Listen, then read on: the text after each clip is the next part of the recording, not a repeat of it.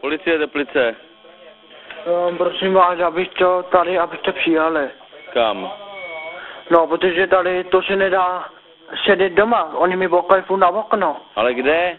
Chodím ven a furt mi bokají na okno. No dobře, ale musíte mi říct, kde. Adresu chcete? No adresu určitě, no.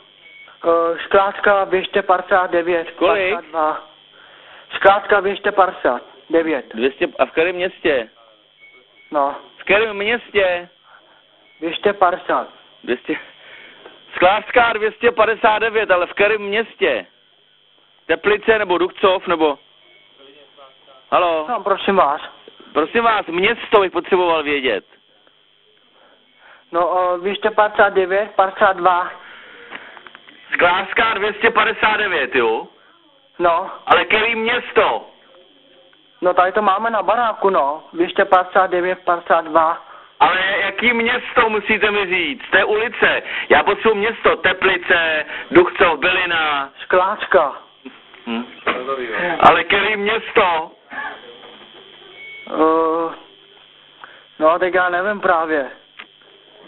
Počkejte, vy nevíte, kde bydlíte, v kterém městě?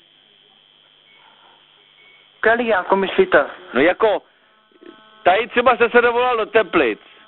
A vy bydlíte v Teplicích, nebo v Bylině, nebo...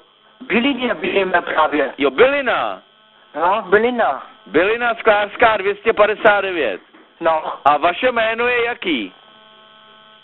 No, prosím. Vaše jméno? Skládka. Sklářská. No.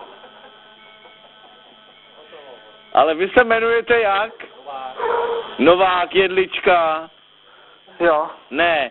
Jak se jmenujete? No, tam můžete sem přijet, no. No jo, ale já potřebuji vaše jméno. Ještě jedno to chcete říct? Ne, ještě jednou. Já už mám adresu. Ale já teďkom potřebuju, jak se jmenujete, jak vám říkají. No. Jo. Helejte, slyšíte mi?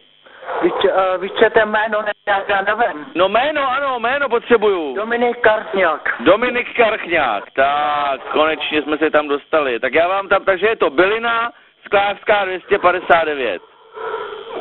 Ano? Jo. Tak tam počkejte, já vám tam pošlu, jo? Jo. Naschle.